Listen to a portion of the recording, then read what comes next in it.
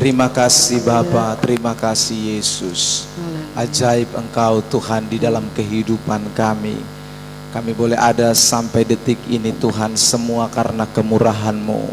Kami bersyukur buat kasih setia-Mu, kami bersyukur buat berkat-Mu, kami bersyukur buat semua yang Tuhan sudah kerjakan di dalam kehidupan kami. Terima kasih Bapa, pada pagi hari ini kami akan kembali dengarkan firman Allah. Tuhan, biarlah berkenan menyatakan isi hati-Mu, pesan-pesan ilahi Tuhan boleh sampaikan buat kami pada pagi hari ini, sehingga seluruh sidang jemaat Tuhan yang hadir, yang sedang bersekutu, memuji, menyembah dan menikmati hadirat-Mu, kami semua boleh diberkati Tuhan. Kami semua boleh pulang dengan sesuatu yang Tuhan berikan buat kami sekalian. Terima kasih Bapa, hormat hanya bagi-Mu Tuhan, Raja di atas segala raja, pemilik kehidupan ini. Terima kasih Bapa, segala hormat hanya bagi-Mu Tuhan. Jam pemberitaan dari awal pertengahan sampai akhir jadi hanya di dalam nama Tuhan Yesus Kristus. Semua kita yang siap diberkati bersama katakan amin. Silakan duduk Bapak Ibu Saudara yang diberkati Tuhan. Baik, pada pagi hari ini saudara, kita akan kembali kepada tema kita yang sedang kita bahas, dan saudara, yaitu mengenai hari Tuhan ya.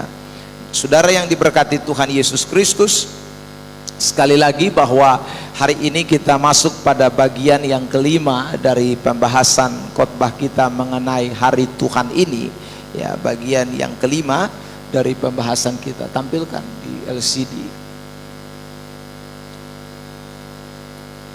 Saudara yang diberkati Tuhan, dan yang sudah kita bahas kurang lebih ada berapa banyak item saudara yang kita sudah bahas ini, kurang lebih mungkin ada 10 item tentang hari Tuhan.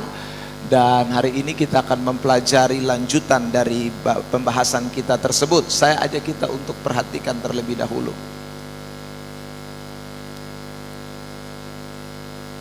Ya, apa saja yang akan kita bahas saudara? Yang pertama, kita sudah membahas tentang tujuan Tuhan datang kedua kali. Kita juga sudah membahas tentang peristiwa-peristiwa sebelum kedatangan Yesus yang kedua kali. Kita juga sudah membahas tentang masa kesukaran besar, dan kita sudah membahas juga tentang kemurtatan besar antikristus dan 66. Saudara yang diberkati Tuhan Yesus Kristus, bilangan 666 ini kita temukan hanya ada di dalam kitab Wahyu. Jadi tanda antikris ini hanya ada dalam kitab Wahyu pasal 13 ayat 18. Dalam kitab Daniel kita tidak menemukan saudara, bahkan di dalam kitab-kitab yang lain kita tidak menemukan adanya angka 66 ini yang merujuk kepada tanda antikris. Mari kita akan membaca ayat yang menandakan tema kita pada pagi hari ini tentang angka 66. Bilang Wahyu pasal yang ke-13 ayat 18. 1, 2, 3. Yang penting di sini ialah hikmat. Barang siapa yang bijaksana, baiklah ia menghitung bilangan binatang itu, karena bilangan itu adalah bilangan seorang manusia, dan bilangannya ialah 666. Saudara, tentang tanda 666 ini bukan lagi sebuah berita yang baru bagi telinga orang Kristen ya. Orang-orang percaya, anak-anak Tuhan, kita semua, bahkan orang-orang yang tidak Kristen juga, mereka sering kita mendengar tentang menyebutkan angka 666 ini yang bertalian dengan tanda antikris. Jadi saya rasa bicara tentang 666 ini bukan lagi sesuatu yang asing di telinga kita semua. Hanya persoalannya adalah ada begitu banyak penafsiran yang bertentangan dengan apa yang dimaksudkan dengan angka 66 tersebut. Ada begitu banyak penafsiran yang bertentangan dengan apa yang dimaksudkan dengan angka 66 ini di dalam Alkitab. Saudara yang diberkati Tuhan, mengapa demikian? Karena perlu kita ingat kembali bahwa kitab Wahyu, saya selalu ingatkan ini, adalah kitab yang berbicara secara simbolik. Simbolik itu berarti ada penggambaran-penggambaran. Jadi tidak memberi arti yang hurufiah.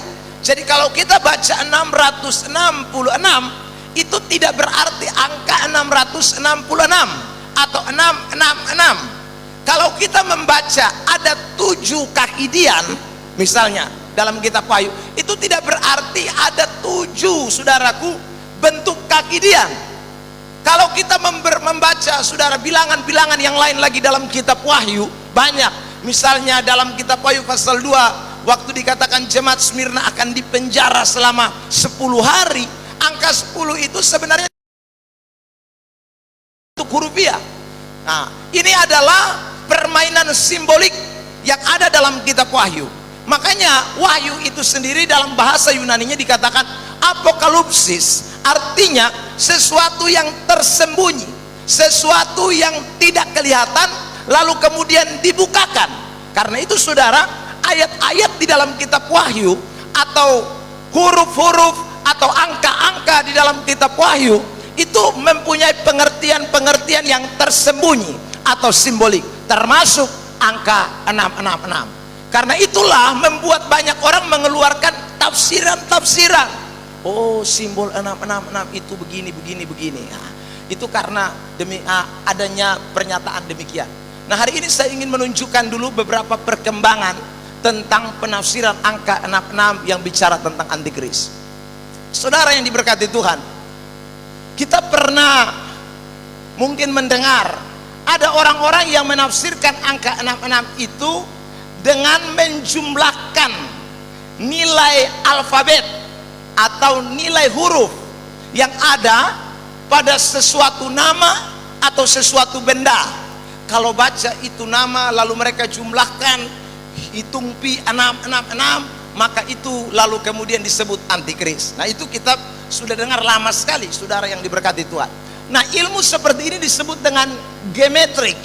Ini adalah memang sesuatu yang sudah ada dalam budayanya orang Ibrani dan orang Yahudi. Saya ingin mengutip dulu satu pernyataan dari George Eldon Ladd. Dia mengatakan begini, saudara, baik bahasa Yunani atau Ibrani tidak menggunakan suatu sistem bilangan atau angka. Jadi dalam bahasa Ibrani atau bahasa Yunani tidak ada angka 1, 2, 3, 4, 5, tidak ada. Kalau Indonesia ada 1, 2, 3, 4, Inggris ada 1, 2, 3, 4 dan seterusnya. Tetapi bahasa Ibrani dan bahasa Yunani itu tidak ada angka, semuanya hanya huruf.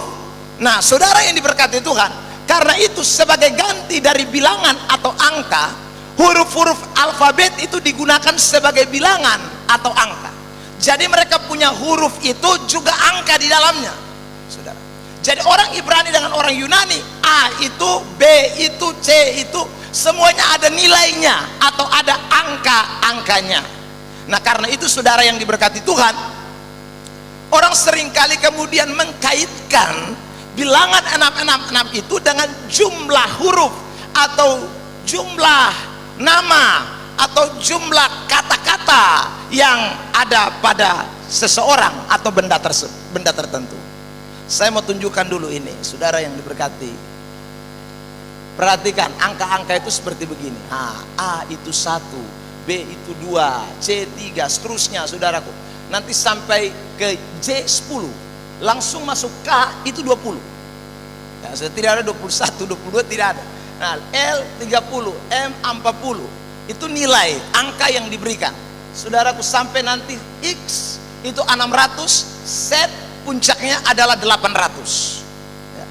Jadi ini adalah angka atau nilai-nilai huruf yang ada pada bahasa. Kalau dalam bahasa Ibrani dimulai dengan saudaraku alfa, bahasa Yunani dimulai dengan alfa, ya. Ibrani nanti juga demikian. Jadi semuanya itu ada nilai-nilainya. Karena itu, saudara, seringkali orang kemudian menghitung sesuatu itu dengan mengkaitkannya dengan ini, huruf-huruf atau angka-angka yang ada pada setiap huruf, nilai-nilainya. Saya memberikan, saudaraku, ini namanya metode geometrik. Saudara yang diberkati Tuhan, saya memberikan contoh ini. Misalnya nama saya Eben, OE itu 5, B B itu 2, E 5 lagi, N 50, saudaraku. Heiser 8, 1, 5, 800, 5, 90. Lalu kemudian P, Plymo, itu dijumlahkan semua. Nah nanti saudara yang diberkati, jumlah semuanya itu dikalkulasi, akhirnya menjadi angka yang ada di sebelah saya ini.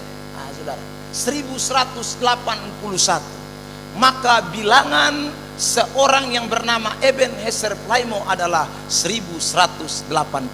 Berarti saya bukan antikris. Ya, ya, karena jumlahnya bukan 666.000. Jadi saudara pulang nanti coba tes nama saudara. Kalau 666 berarti saudara antikris. Nah saudara, ini adalah penafsiran yang keliru. Ya, makanya saudara yang diberkati Tuhan, ketika ada penafsiran seperti ini, ya, akhirnya muncullah berbagai pernyataan. Antara lain, orang menyebut bahwa Nero itu adalah antikris karena mereka jumlah dia pun nama, pas 666. Hitler, saudara, disebut antikris karena hitung namanya 666. Padahal Nero sudah mati, Hitler sudah mati, ya saudara. Dan masih banyak lagi tokoh-tokoh yang kemudian dijumlahkan angka-angkanya, dan hasil terakhir adalah 666. Dong sebut itu antikris. Corona, CORONA, hitung pi, itu corona ada 6. Lalu kemudian hurufnya lagi dihitung-hitung, ternyata betul 666. Maka corona itu antikris. Komputer hitung juga begitu, 666. Maka komputer itu antikris. Nah ini saudara yang diberkati Tuhan, ini adalah penafsiran yang tidak alkitabiah. Karena itu saudaraku yang diberkati Tuhan, hal seperti ini tidak boleh terjadi. Sebab kalau sampai terjadi, saudara pulang dan saudara hitung namamu 666, maka saudara termasuk antikris. Nah itu. Jadi makanya saudara, penafsiran ini tidak bisa dipakai di dalam menafsirkan angka 666. Terbukti, sejarah sudah membuktikan semuanya salah habis. Nero bukan antikris, Hitler bukan antikris, Paus juga mereka hitung hasil terakhir 666. Oh, Paus itu antikris. Itu salah, saudara yang diberkati Tuhan. Ya. Jadi ini penafsiran yang kita tidak bisa pakai. Prinsip gematri tidak dapat digunakan dalam menafsirkan kitab Wahyu, karena sebagian besar tulisan dalam kitab Wahyu bersifat simbolis. Jadi tidak bisa diartikan dengan angka-angka tadi, saudara. Ini yang salah. Lalu yang kedua, saudara juga lihat ya, pernah kita mungkin mendengar tentang penggunaan barcode. Barcode itu adalah apa ya, semacam garis-garis hitam yang ada di barang tertentu. Kalau saudara belanja di Alfamart, maka ada barcode. Barcode itu nanti di center, di superstore juga begitu ada toh, hyperstore ada, saudara, di hypermart ada, Lipo. Pokoknya saudara kalau pergi belanja di mall-mall pasti ada yang namanya barcode. Barcode itu kemudian saudara yang diberkati Tuhan menandakan untuk bisa melihat harga sebuah barang. Waktu sekitar tahun 90-an barcode mulai muncul, maka orang menafsirkan bahwa barcode ini adalah pekerjaan antikris. Saudara, barcode ini adalah pekerjaan antikris. Saudara yang diberkati Tuhan, ini juga salah. Kenapa? Karena sekarang barcode sudah merajalela di semua tempat. Hanya mungkin kios-kios kecil saja yang menjual tanpa mempergunakan barcode, sekalipun barcode sudah ada. Kita yang setiap hari menggunakan barcode semua, termasuk ATM yang kita pegang, semuanya ada barcode-nya. Saudara yang diberkati, berarti barcode ini juga bukan merupakan lambang antikris. Nah, kenapa kok mereka sampai menafsirkan barcode itu adalah lambang antikris 666, saudara? Karena di dalam barcode itu adanya transaksi jual beli. Nah, karena ada transaksi jual beli, orang kaitkan dengan ayat ini, Wahyu 13 ayat 17. Sama-sama kita baca, 1, 2, 3. Dan tidak seorang pun yang dapat membeli atau menjual selain daripada mereka yang ini mereka kemudian mulai menganalisa. Lihat sekarang kalau kita pergi belanja, orang mesti pakai senter dulu. Ya, maka nanti kamu lihat suatu saat nanti, ini barcode ini sudah tanda antikris ini. Jadi nanti kalau kita pergi belanja sama seperti itu, orang akan senter kita. Saudara, itu salah ya. Jadi barcode itu bukanlah lambang antikris. Ya, jadi ini penafsiran yang juga tidak bisa diterima. Kenapa? Karena kalau benar barcode adalah antikris, maka kita semua sudah jadi pengikut antikris. Karena sekarang kita semua pakai barcode. Tidak ada yang tidak pakai barcode, saudara. Semua kita pakai barcode. Dan karena itu ini tidak bisa dibenarkan. Ini bertentangan dengan ayat Alkitab yang lain. Selanjutnya, perkembangan dari penafsiran antikris itu adalah penggunaan microchip. Adalah sesuatu yang ditanamkan di dalam tubuh seseorang. Ya saudara, sesuatu yang dimasukkan ke dalam tubuh seseorang. Ini sudah terjadi di beberapa daerah di Eropa, misalnya di Amerika, di Swiss, saudara, dan daerah Perancis. Itu mereka sudah menggunakan yang namanya microchip. Kemungkinan juga nanti datang ke Indonesia, saudara. Apa itu microchip? Kalau tadi barcode itu sifatnya masih berupa kartu, ya saudara. Sekarang nanti chip itu sesuatu yang ditanamkan di dalam tubuh, ya. Sesuatu yang kemudian dimasukkan ke dalam tubuh kita, sehingga orang tidak perlu lagi ribet membawa apa-apapun. Uang tidak perlu bawa, ya saudara, apalagi kartu ATM tidak perlu bawa. Jadi chip itu sudah ada data keuangan saudara, data tentang pribadi saudara, dan mungkin suatu ketika nanti chip itu akan berfungsi sebagai KTP, ATM, ya semua, ya sudah SIM. Jadi waktu nanti orang memeriksa kita, dia tidak tanya lagi SIM ada atau tidak, ya toh. Kalau tanpa chip, sudah microchip, kan orang bisa tipu-tipu. Tidak pernah buat SIM juga dia bilang, aduh bapak beta lupa di rumah, tunggu kau beta pi ambil. Padahal dia tidak pernah bikin SIM. Tapi kalau nanti microchip, Anda tidak bisa tipu, karena SIM-nya ditanam dalam tubuh Anda. Begitu ketemu polisi, tinggal desenter sah, lihat di tangan, sorong tangan datang, sorong pi, ya, center pi. Oh ini ternyata belum punya SIM, chipnya menunjukkan bahwa dia tidak ada SIM, maka Anda ditangkap. Ya sudah, ya semuanya akan menjurus ke sana. Microchip ini untuk mempermudah segala sesuatu yang akan terjadi. Tapi saudara, ini juga bukan lambang dari antikris, penggunaan microchip. Jadi 666 itu bukan microchip yang ditanamkan, bukan. Saudara yang diberkati Tuhan, lihat ini kenapa ditafsirkan demikian. Karena ada ayat yang mengatakan dipasangkan di lengan. Ya, coba kita baca itu ayat Wahyu 13 ayat 16. 1, 2, 3. Dan ia menyebabkan sehingga kepada semua orang, kecil atau besar, kaya atau miskin, merdeka atau hamba, diberi tanda pada tangan kanannya atau pada, karena ada kalimat pada tangan kanannya, padahal diberi tanda, bukan dipasang chip.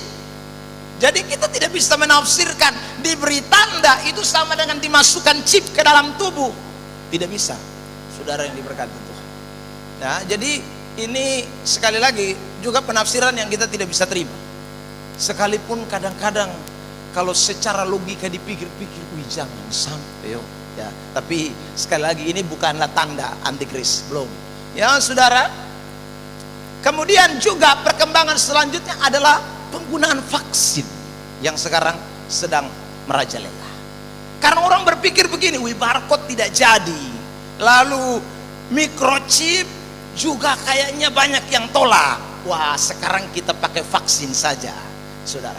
Ada orang-orang menafsirkan bahwa vaksin itu adalah tanda atau lambang 666 antikris yang disuntikan ke dalam tubuh seseorang. Makanya hari-hari ini banyak orang yang tidak mau untuk divaksin, saudara. Karena mereka berpikir bahwa vaksin ini adalah ujung-ujungnya tanda antikris atau 666. Kenapa orang berpikir seperti itu? Karena ada alasannya juga, saudara. Karena penggunaan vaksin ini diharuskan untuk semua orang. Bahkan sekarang anak-anak kita yang sekolah SD pun, saudara, harus divaksin. Usia 12 tahun ke atas harus divaksin. Karena begitu maka orang berpikir bahwa ini berarti ini siasat antikris ini. Makanya semua orang dipaksakan harus menggunakan vaksin. Kalau tadi chip, orang bisa pilih tidak atau iya. Kalau tidak, bisa pakai kartu ATM. Ya, atau saudara, belum ada undang-undang yang mengeluarkan demikian. Tetapi waktu vaksin dikeluarkan, itu undang-undangnya jelas. Semuanya harus vaksin, tidak bisa tidak. Maka orang menafsirkan sekali lagi, ini adalah angka 666. Saudara yang diberkati Tuhan, ini penafsiran juga yang kita tidak bisa terima. Karena ayat yang dikatakan di dalam bagian ini, saudara, Wahyu 13 ayat 16, dan ia menyebabkan sehingga kepada semua orang, kecil atau besar, kaya atau miskin, merdeka atau hamba, diberi tanda pada tangan kanannya. Apa ya? Kevin? Diberi pada tangan kanannya atau pada dahinya. Ini jelas, saudara yang diberkati Tuhan.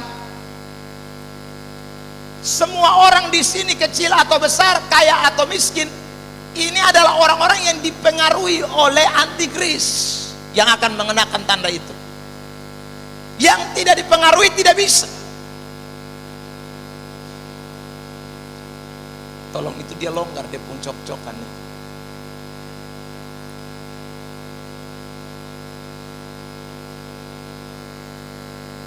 Sudah. Ya, jadi ini sesuatu yang penting sekali buat kita pahami.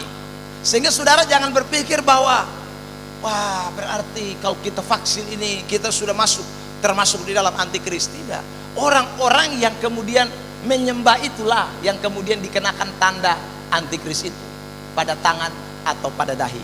Nah, sekarang kita akan lihat ya saudara, karena ini bicara tentang simbolis.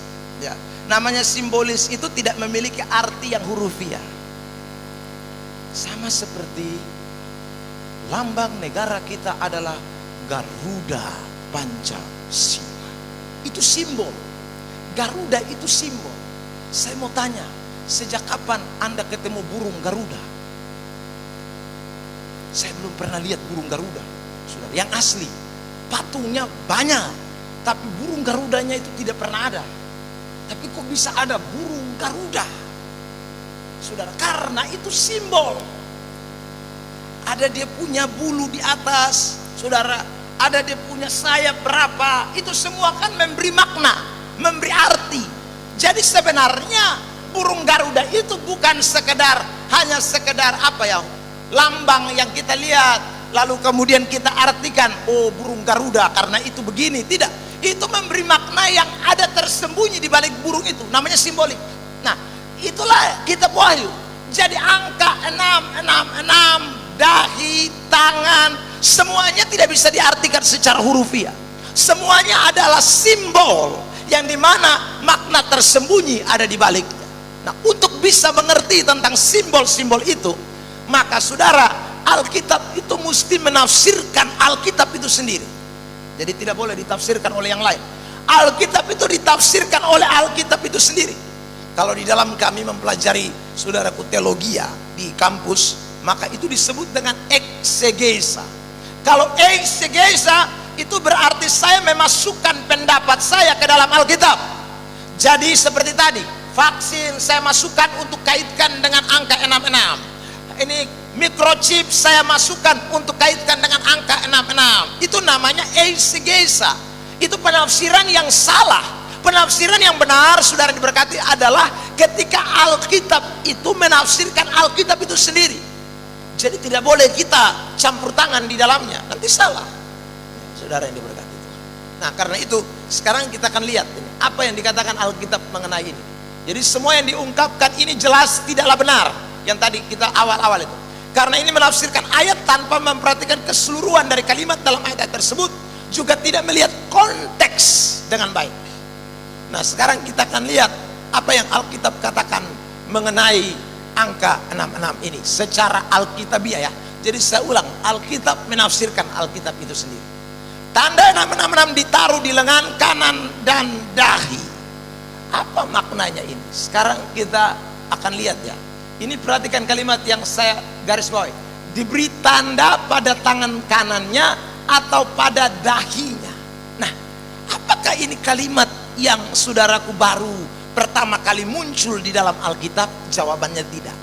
Kalimat seperti ini sudah ada, saudara yang diberkati Tuhan.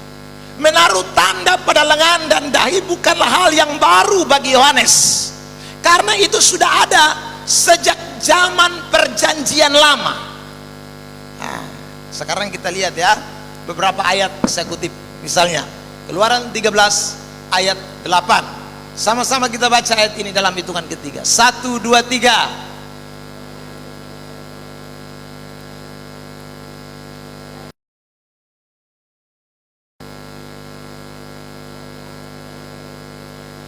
Ayat 9. Oke, kita lihat ya. Ayat 9. 1, 2, 3.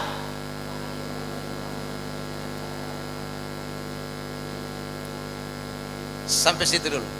Saudara lihat, ayat ini mengatakan menjadi tanda pada tangan dan menjadi peringatan di dahimu. Sama seperti Wahyu 13 tadi. Tanda itu diberi pada tangan dan pada dahi. Jadi saudara yang diberkati Tuhan, ini bukan hal baru. Tapi nanti pengertiannya kita lihat ya. Saudara yang diberkati Tuhan. Lanjut ayat yang ke Ulangan pasal 6. Mari kita lihat Ulangan pasal 6 ayat 6 sampai ayat 8. Apa yang harus kuperintahkan kepadamu pada hari ini? Haruslah engkau perhatikan. Haruslah engkau mengajarkan berulang-ulang kepada anak-anakmu dan membicarakannya apabila engkau duduk di rumahmu, apabila engkau sedang dalam perjalanan, apabila engkau berbaring, dan apabila engkau bangun. Ayat 8 jemaat Tuhan. 1, 2, 3.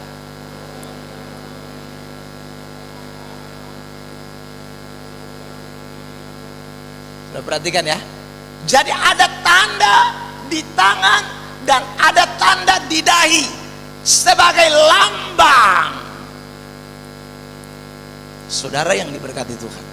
Jadi orang Israel pada zaman perjanjian lama, Tuhan sudah kasih tahu mereka, kalau kamu ibadah, kamu dengar firman, kamu dengar ajaran, pulang kamu jangan lupa ajarkan turun temurun kepada anak cucumu, ajarkan. Dan itu berikan tanda pada dahinya dan pada lengannya. Apa maksud itu, saudara? Artinya ajaran firman Allah itu disimpan di dalam otak. Ajaran firman Allah, hukum Taurat itu ditaruh di dalam otaknya dan dikerjakan, dilakukan. Itulah tanda di dahi dan di tangan. Saudara yang diberkati Tuhan.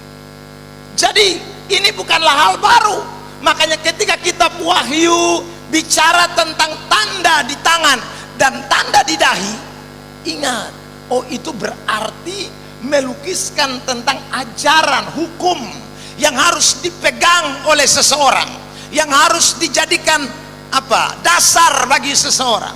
Jadi kalau dalam kitab Wahyu 13 di sana dikatakan tanda 666 itu ditaruh di tangan dan di dahinya, itu artinya bahwa ajaran antikris, hukum-hukum antikris itu harus dipegang, diingat, dilakukan oleh orang-orang yang ikut antikris. Amin. Jadi saudara sekarang mengerti ini ya, jadi jangan berpikir lagi yang lain-lain ya saudara. Jadi itu namanya, makanya microchip bukan, karena yang nanti itu ajaran antikris. Karena saya sudah sampaikan kepada kita pada waktu-waktu yang lalu, antikris akan datang sebagai manusia durhaka tanpa hukum. Jadi dia akan bikin hukum semau dia sendiri. Jadi semua orang harus pegang itu, lakukan itu. Dia suruh sembah patung, sembah. Dia suruh, saudaraku, apapun yang dia inginkan pokoknya harus lakukan. Itulah yang disebut dengan tanda pada tangannya dan tanda pada dahinya. Nanti kita sampai di angka 666. Tapi saya ulaskan perlahan-lahan. Ini saudaraku Alkitabiah. Jadi karena itu waktu Yohanes dikasih tahu di Pulau Patmos, dia tidak bingung, karena memang Musa sudah pernah terima pernyataan yang sama. Kalau pada masa perjanjian lama orang Kristen, anak Tuhan, orang percaya, pengikut Yahweh, bangsa kepunyaan Allah, memberikan tanda di dahi dan di lengannya adalah ajaran firman Allah, hukum Tuhan, maka antikris punya beda. ajaran antikris, hukum antikris. Saudara yang diberkati Tuhan. Dan kalau kita lihat, ini memang trik setan dari dulu. Ya, coba kita lihat di dalam kitab Kejadian, saudara ya.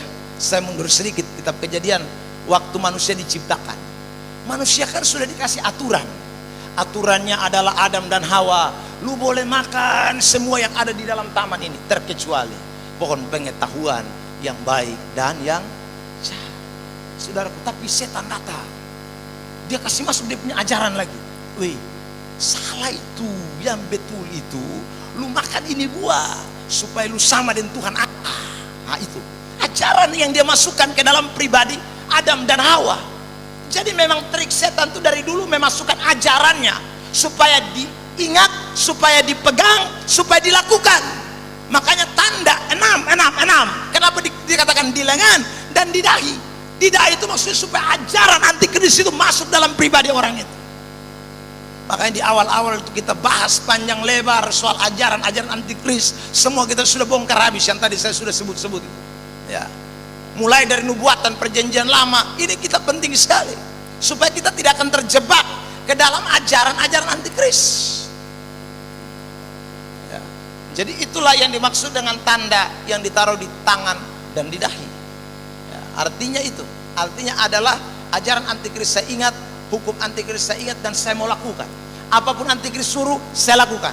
Apapun antikris perintahkan, saya lakukan. Itulah tanda 666. Saudara yang diberkati Tuhan, tanda 66 ditaruh di lengan dan di dahi, itu juga menunjuk kepada tanda kepemilikan antikris.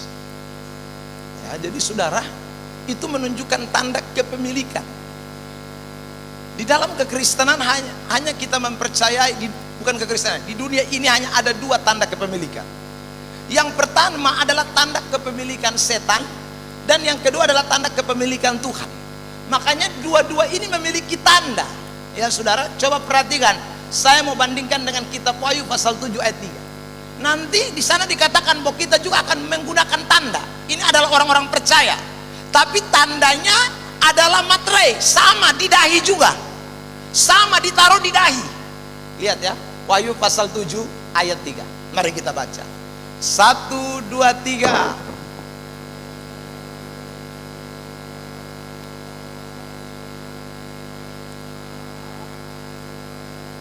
Pada apa? Dahi. Jadi antikris punya tanda di dahi juga. Ajaran-ajarannya juga masuk. Nah, kita orang-orang Kristen, kita punya tanda juga. Ajaran juga yang ditaruh dalam dahi kita, dimateraikan di dalam dahi kita.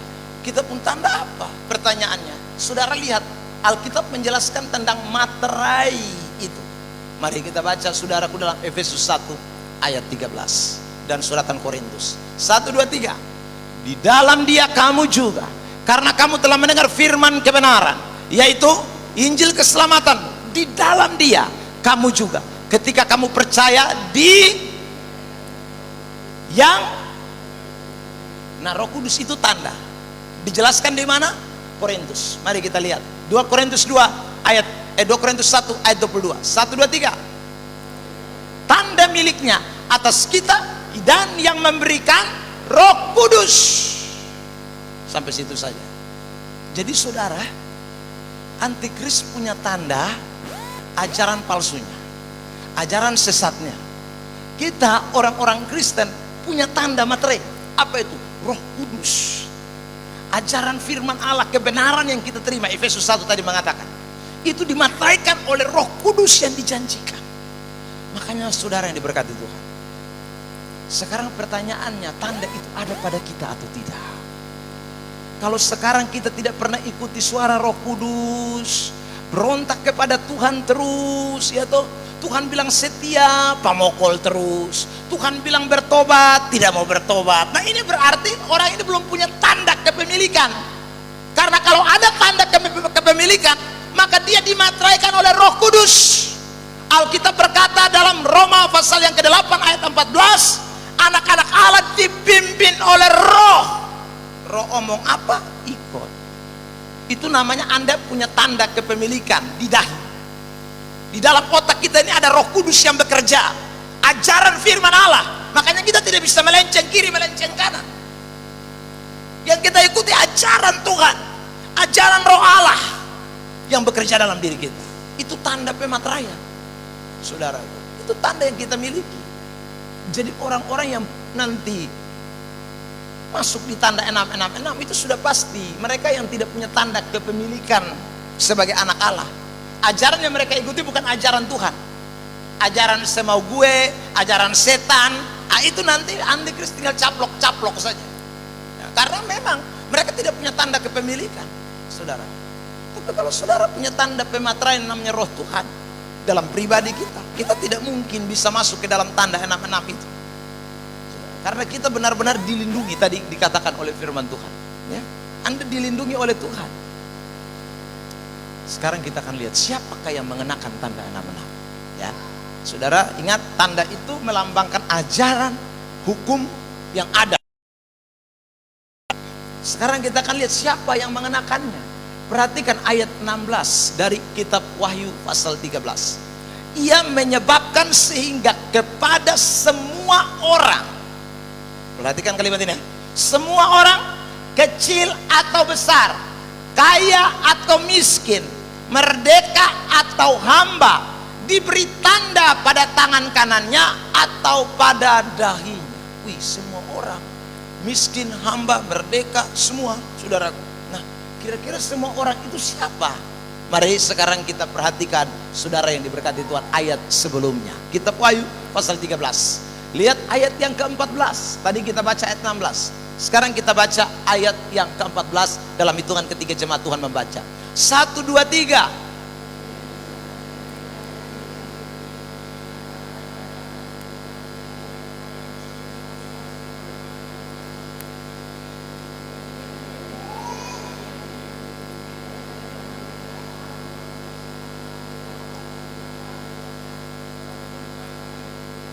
Saudara perhatikan, jadi orang-orang yang akan pakai tanda itu orang-orang yang disesatkan karena mereka mau ikuti ajaran dari antikris, mau pakai tanda antikris. Maksudnya itu tanda kepemilikan antikris, saudara. Jadi itu orang-orang yang akan disesatkan. Nah, ketika kitab Wahyu bicara tentang orang yang diam di muka bumi, di muka bumi, di muka bumi, itu selalu berkaitan dengan orang-orang yang tidak percaya sungguh-sungguh kepada Tuhan atau Kristen KTP. Sekarang kita tunjukkan, kurang lebih ada 10 ayat, tapi saya tidak tunjukkan semua, saudara. Saya mau tunjukkan beberapa saja yang orang-orang yang akan mengenakan tanda 66 itu. Perhatikan ya. Jadi yang menggunakan tanda 666 adalah mereka yang tinggal di bumi, tetapi disesatkan oleh antikris dengan ajaran-ajaran antikris. Jadi semua, kecil, besar, hamba, orang merdeka, itu yang dimaksud adalah mereka yang mau disesatkan. Saudara yang diberkati Tuhan, lihat ayat-ayat berikut ini ya. Siapakah mereka yang mau disesatkan itu, saudara? Mereka yang disesatkan dan mengenakan tanda 66 itu adalah mereka yang tidak beriman dengan sungguh-sungguh kepada Kristus atau Kristen KTP. Lihat, saya tunjukkan ayat sekarang. Wahyu 3 ayat 10. 1, 2, 3.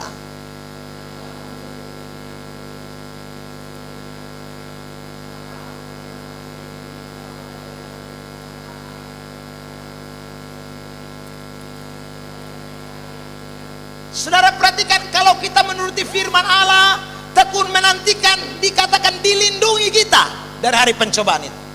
Tapi mereka yang akan dicobai adalah mereka yang diam di bumi. Siapakah mereka yang diam di bumi? Ini tidak lain adalah mereka yang menyesatkan dirinya. Orang-orang yang mengikuti ajaran-ajaran antikris, tidak menuruti firman Allah. Saudara, ayat berikut lagi, kitab Wahyu pasal yang ke-6 ayat 10. Mari kita baca ayat ini dalam hitungan ketiga. 1, 2, 3. Dan mereka berseru dengan suara nyaring katanya, berapa lama lagi, ya penguasa yang kudus dan benar, engkau tidak menghakimi dan tidak membalaskan darah kami kepada mereka yang diam di bumi? Siapakah yang berseru ini? Ini orang-orang benar, orang-orang yang diselamatkan, orang-orang yang percaya Kristen sungguh-sungguh. Tetapi dikatakan akan dihakimi dan akan dibalaskan. Orang-orang yang mati syahid ini karena Tuhan kepada mereka yang diam di bumi. Siapa mereka yang diam di bumi? Tidak lain, itu adalah pengikut-pengikut orang antikris yang menyesatkan diri, Kristen KTP, saudara. Ya. Lanjut ayat berikut lagi, Wahyu 13 ayat 12. 1, 2, 3.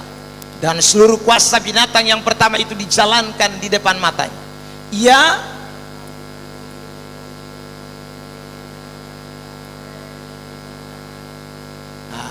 Jadi inilah orang-orang yang akan ikut antikris. Pakai ini, orang-orang yang mau disesatkan, ikut ajaran antikris. Ya, tapi kita yang punya tanda kepemilikan Tuhan itu tidak akan ikut, saudara. Tidak akan ikut. Yang ada mungkin kita akan mati dianiaya, mati karena mempertahankan kebenaran. Karena sudah ada dalam otak kita ini ajaran Tuhan, tidak bisa dicuci lagi. Tanda kepemilikan itu sah, dimateraikan dengan Roh Kudus, itu tidak bisa berubah, saudara. Itulah Kristen asli. Jadi Kristen palsulah yang akan pakai tanda 66. Kristen asli tidak akan pakai. Kristen asli akan mempertahankan mati-matian sampai titik darah penghabisan, sampai nyawanya berangkat, saudara. Makanya tadi kita baca kitab Wahyu, nanti ada orang berseru, Tuhan, kapan pembalasan kami terhadap mereka ini, ya, yang sudah menganiaya, yang sudah menyiksa. Ya, saudara, yang diberkati Tuhan. Karena orang-orang Kristen sejati, dia sudah dimateraikan dengan Roh Tuhan. Jadi tidak akan pernah mungkin, saudara, untuk mengikuti tanda 66. Jadi orang yang pakai tanda 66 itu sudah pasti mereka yang hidup Kristennya itu abal-abal, ya, tidak jelas. Tanda kepemilikan belum ada dalam diri mereka. Itu yang akan mengenakan tanda kepemilikan antikris.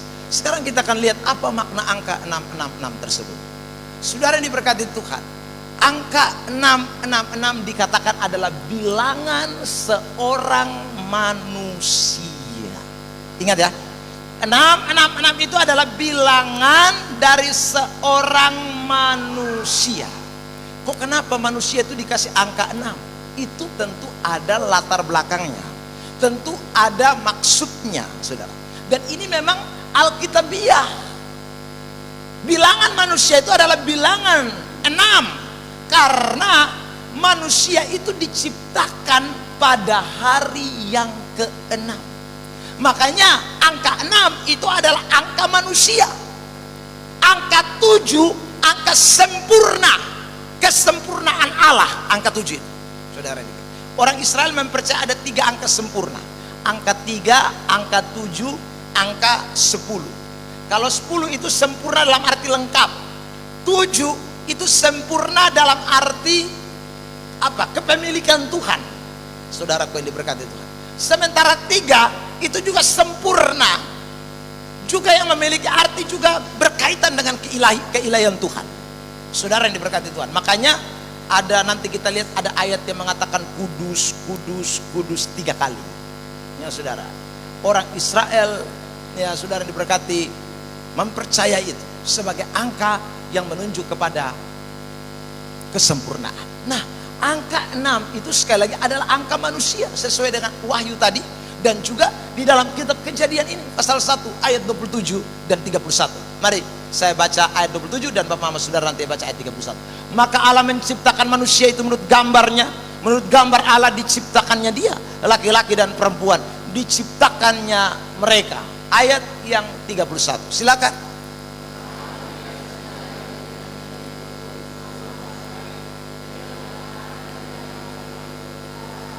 Hari ke-6. Jadi manusia itu angkanya 6. Kenapa? Karena diciptakan pada hari ke-6. Itu tidak bisa diabaikan. Dari dulu kala pemahaman orang Israel sudah seperti itu. Jadi kalau bicara soal angka 6 itu kaitannya dengan manusia, saudara. Nah, sekarang kita bertanya, kenapa harus 6, 6, 6 3 kali? Saudara yang diberkati, ingat angka 6 itu angka manusia. Sementara angka 3 itu adalah angka sempurna. Dari mana kita tahu angka 3 itu adalah angka sempurna? Saya kutip satu ayat yang bicara tentang kudus, kudus, kudus 3 kali. Itu adalah bicara tentang Tuhan. Wahyu pasal 4 ayat 8. Dan keempat makhluk itu masing-masing bersayap 6 sekelilingnya, dan di sebelah dalamnya penuh dengan mata, dan dengan tidak berhenti-hentinya mereka berseru siang dan malam. 1, 2, 3. Berapa kali? 3 kali. Jadi angka 3 itu berkaitan erat, saudaraku, dengan kekudusan Allah. Nah, antikris dia menyebut, saudaraku, 3 kali. Jadi manusia dengan kata lain, manusia yang mau sempurna, manusia yang mau menjadi seperti Yesus, manusia yang mau jadi seperti Allah, itulah antikris. Jadi saudara yang diberkati Tuhan, angka 6 itu artinya seperti itu. Jadi ada manusia yang mau sama seperti Tuhan Allah. Makanya kita sudah bahas di awal-awal, itulah sifat antikris. Kita sudah melihat Kaisar Domitianus, Kaisar Nero, Kaisar, saudaraku, apalagi Agustinus. Kita sudah melihat semua, mereka mau menyamakan diri. Saudara yang diberkati Tuhan, itulah 6.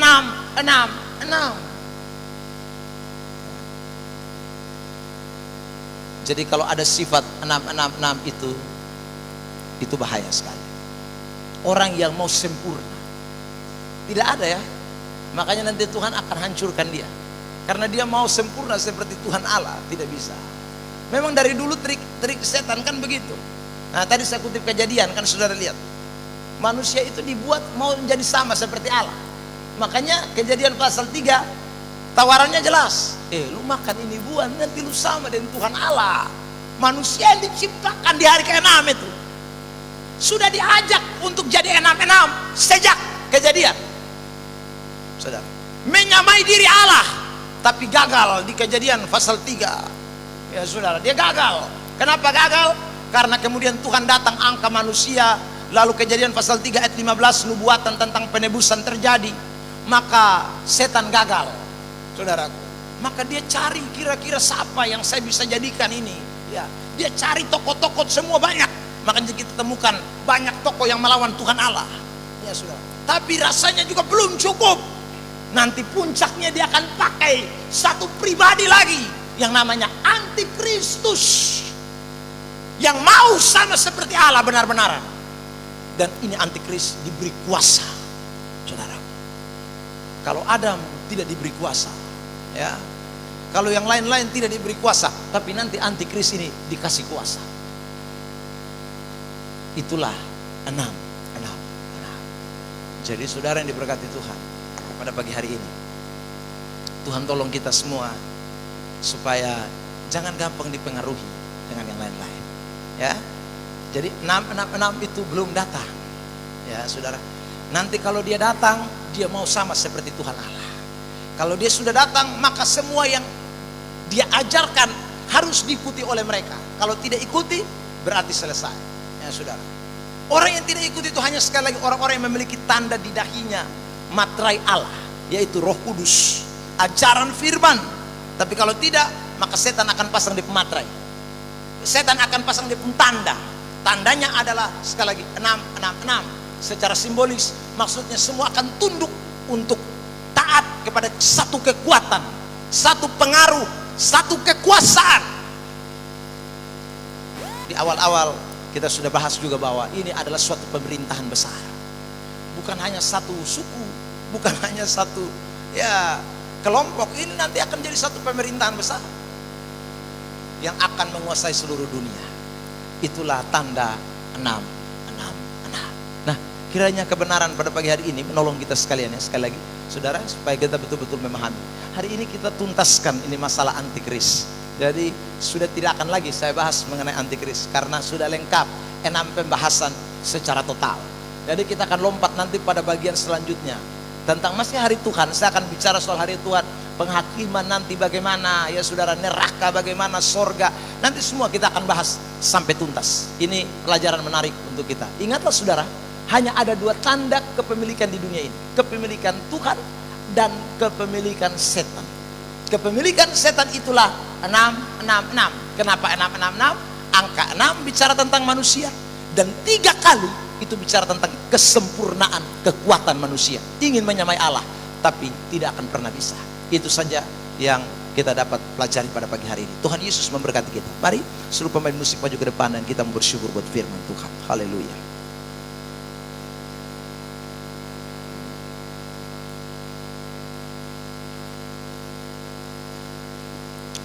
Terima kasih Tuhan. Engkau baik, Engkau luar biasa, Engkau dahsyat, Engkau Bapa.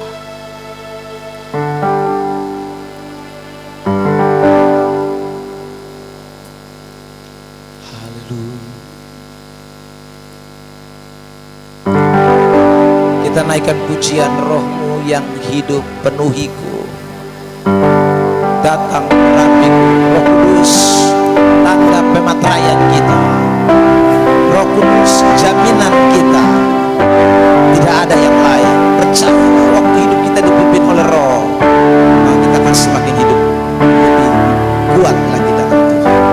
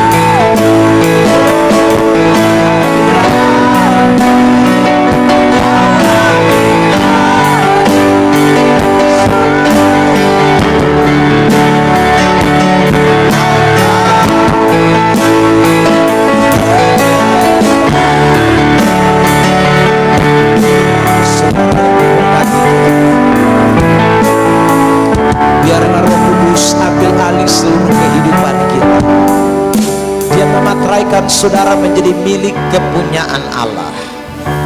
Alkitab berkata, kalau saudara menjadi milik kepunyaan Allah, maka tidak ada seorang pun yang bisa merebut engkau dari tangannya. Yohanes pasal yang ke-10 ayat 28 dan 29. Pertanyaannya adalah, kita sudah ada di dalam tanda pemateraian Allah atau belum? Dengar baik-baik, karena setan sedang mempersiapkan satu tanda bagi mereka yang belum mengenakan tanda Roh Kudus itu. Dan tanda itu adalah 666, tanda kepemilikan setan, ajaran setan, segala hal yang menentang Allah, kekuatan setan, dan segala hal yang ingin menyamakan diri dengan Allah. Itu adalah tanda 666. Jangan sampai ada di antara kita yang menjadi Kristen yang seperti dikatakan dalam 1 Yohanes pasal yang kedua. Mereka ada di antara kita tapi mereka tidak sungguh-sungguh termasuk, karena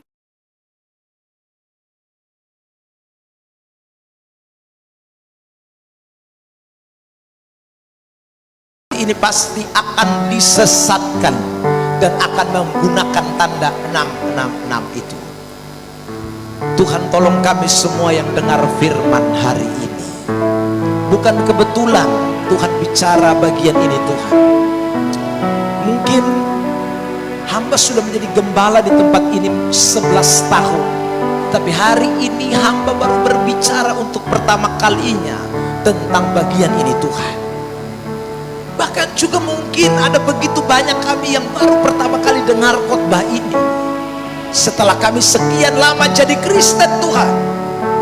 Kami tahu bahwa iblis berusaha menyembunyikan kebenaran-kebenaran tertentu untuk membuat kami terperdaya, membuat kami lengah, membuat kami tidak persiapkan diri, membuat kami hidup kami tidak dimateraikan dengan Roh Allah. Pagi hari ini Tuhan tolong kami sekalian Tuhan, materaikan kebenaran yang langka, yang luar biasa ini Tuhan, supaya kami benar-benar mengaplikasikannya, menerapkannya, memahaminya secara baik, tidak tergoncangkan oleh angin-angin pengajaran yang lain. Terima kasih Tuhan Yesus. Allah Roh Kudus terus bekerja atas setiap pribadi lepas pribadi, dari sekarang ini kekal selama-lamanya. Pimpin kami terus dalam kekuatan kuasa-Mu Bapa. Terima kasih Tuhan, hamba sudah berhenti bicara atas nama-Mu pada pagi hari ini, tapi biarlah Roh Tuhan tidak akan pernah berhenti untuk menggemakan kata-kata kebenaran ini, sehingga dari hari ke hari kami boleh terus menyenangkan Tuhan, kami terus boleh mengagungkan Tuhan. Engkau Allah kami yang perkasa, Bapa yang kekal, Raja damai. Dalam nama Tuhan Yesus Kristus kami sudah berdoa mengucap syukur buat firman Tuhan. Semua yang sudah diberkati bersama katakan amin. Silakan duduk, Tuhan berkati, saya kembalikan. Baik, tiba saatnya kita memberi korban persembahan kita. Sekali lagi saya minta Mama Nelce berdoa untuk persembahan. Mari kita berdoa. Bapa di sorga, kami mengucap syukur Tuhan buat pagi hari yang diberkati ini Tuhan.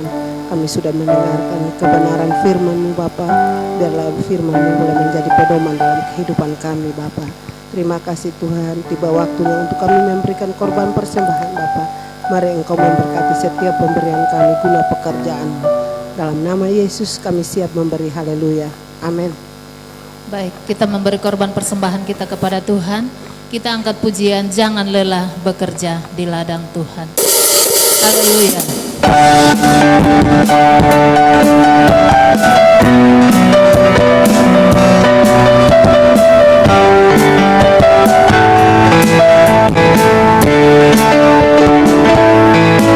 Jangan lelah bekerja di ladang Tuhan.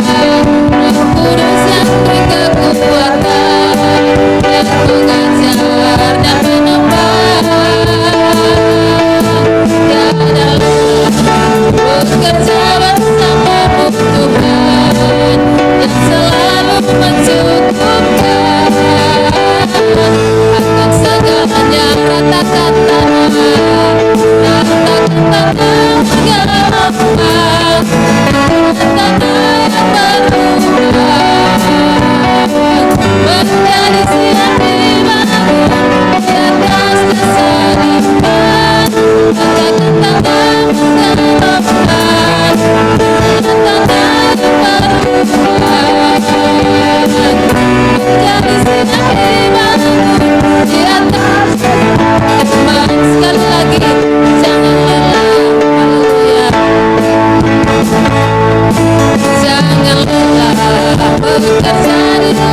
Tuhan, Roh Kudus yang beri kekuatan, yang mengajar dan menopang. Tiada lelah bekerja bersama Tuhan, yang selalu mencukupkan akan segala ratakan tanah, ratakan tanah yang berlubang,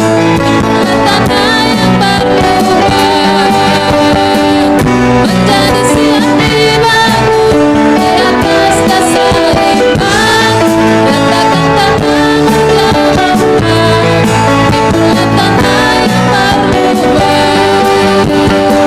menjadi siang dibangun di atas dasar, menjadi siang, menjadi siang, menjadi siang, menjadi siang, sekali lagi, menjadi siang dibangun di atas dasar iman.